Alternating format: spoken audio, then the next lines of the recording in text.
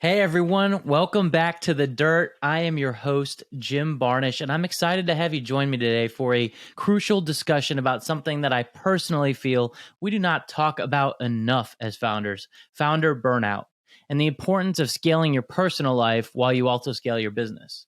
Okay, so as founders, we try to scale our businesses, but it's important to avoid founder burnout by effectively scaling our personal lives as well. So today we're going to explore insights from all my failures in not avoiding founder burnout, discussing some practical tips for finding balance and achieving success in both aspects of life. Stay tuned if you want to unlock the secret to thriving both personally and professionally. So, one of the darkest parts of my founder journey was when I hit burnout.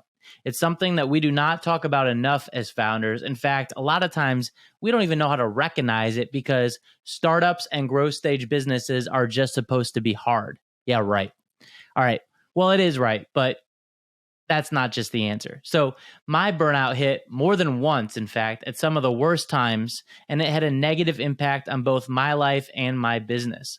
Unfortunately, even though I had partners more experienced than myself, I never got and they never really handed me any instruction manual on how to blitz scale my life. And so I just resorted to muscling through it. Well, here's a hint that did not work very well. And so while many of us suffer from this thing that we call founder burnout, we don't always talk about the mental tax that's associated with building companies, whether it be burnout or your Sunday afternoon anxiety. But thankfully, I took matters into my own hands and learned to adopt a much more human and less superhuman approach, the right personal mindset, if you will, because the founder journey is all about the ups and downs. And while as founders, we 100% obsess over scaling our companies by finding the right strategy to grow the business, that's just not always the answer or the only answer. So in my journey, I suffered through the silent or not so silent battle of managing my personal life, dealing with burnout, adopting the right mindset that has allowed me to navigate this roller coaster of starting, building, and exiting companies. Well, over time, this all came to a point where I finally realized that the art and science of building companies is only 50% business strategy, and the other 50% is this personal mindset strategy. So I ask you, do you have a business growth strategy? Well, you most likely do if you're listening in, but if not, give my team a ring because you should and my team can help. But regardless, do you have a strategy to grow yourself? I know I didn't for a long time, almost all my life as a founder. And so ultimately, in my journey of building companies and startups, in my journey of adopting the right founder mindset, I didn't really wake up one day with these special ninja skills. I just kind of worked hard at getting it right.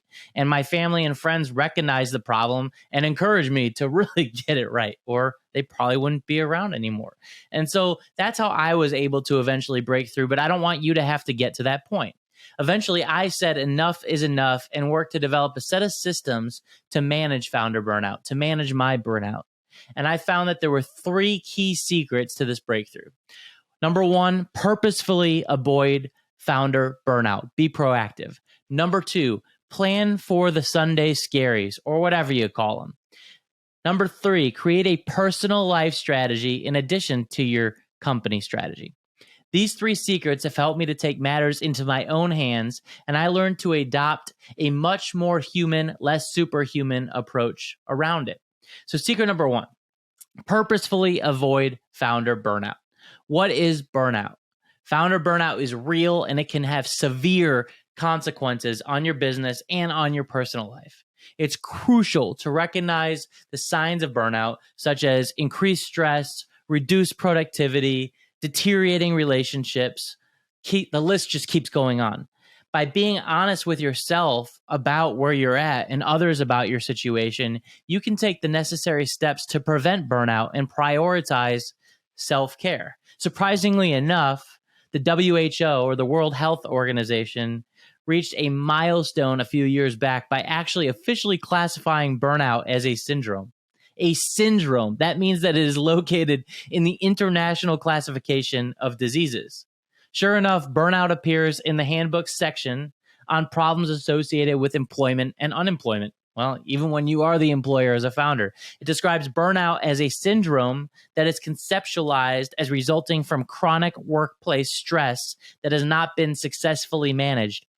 Wow.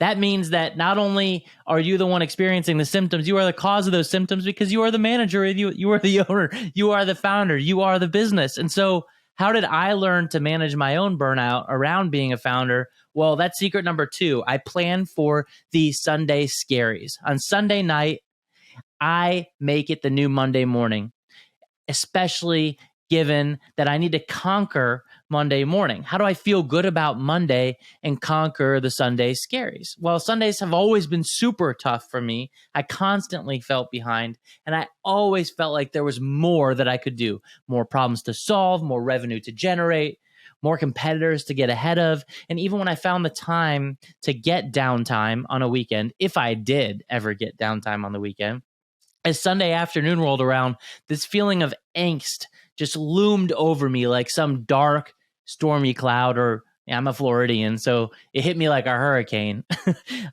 So I learned to get proactive about it.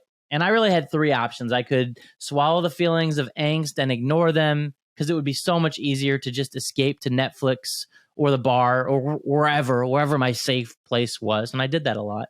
Or I could react and start the work week early by jumping in email on Sunday. Did that a lot too. Or I could just get proactive by making Sunday my planning day, my day to get ahead of my personal life and ahead of my work week. And for years, I chose to do number 1 or number 2, but finally I decided to try the third option. And I started to adopt a 60-minute practice every Sunday evening to check in on where I am personally and in my company and plan my entire week. It's simple to do. It makes all the difference on Monday morning, which obviously affects Monday afternoon and Tuesday morning and Tuesday afternoon and the rest of my week until Sunday rolls around yet again. Which brings me to secret number 3, create a personal life strategy. Crafting a clear strategy of who you want to become as a founder is actually quite simple when you take the time to do it. So create a 3 to 5 year vision for yourself, just like I did. Who do you want to become? Why do you want to become that? What does that look like? Then list your 3 to 5 most important goals for this year, the next 12 months. These can be whatever you want: wealth, health, happiness, whatever floats your boat. For me, right now, it's starting a family. I'm having a kid come October, and I am stoked about it because it fits into my plan. And then prioritize everything that you do according to number 1 and number 2. What is going to move the needle of your personal vision and goals the most? It's that simple, 1, 2, 3. But the journey to get to simplicity is often the most complicated, as it requires us to step out of who we are to become who we want to be. So create that 3 to 5 year vision for yourself. List the 3 to 5 most important goals for the year, and then prioritize everything you do according to number 1 and number 2. It'll start off hard, but eventually it'll get so much easier. And so one more time, the secrets of scaling your personal life and avoiding founder burnout as much as possible in order to help scale your business without burning out really boils down to these 3 key points. Number 1, create an end-to-end personal life strategy. Number 2, plan for the Sunday scaries by taking them on head first with proactive planning. And number 3, run at peak performance with incredible focus and certainty as you avoid and manage for founder burnout. I hope you found today's discussion about founder burnout and about founder burnout and about personal mindset strategy helpful and inspiring. And if you did, please share this episode with other founders or business owners who could benefit from these insights. If enough of you got value from this mini Solocast episode, I'll record more of them. So please let me know. If you'd rather hear from my distinguished guests that I've had on over the last year, I'll stick to my role as interviewer. But my hope is that you get something out of these short Solocasts as well. So let me know how this one went. Don't forget to subscribe to our podcast for more engaging episodes. And as always, a big thank you to our sponsor, Orchid Black. Thank you.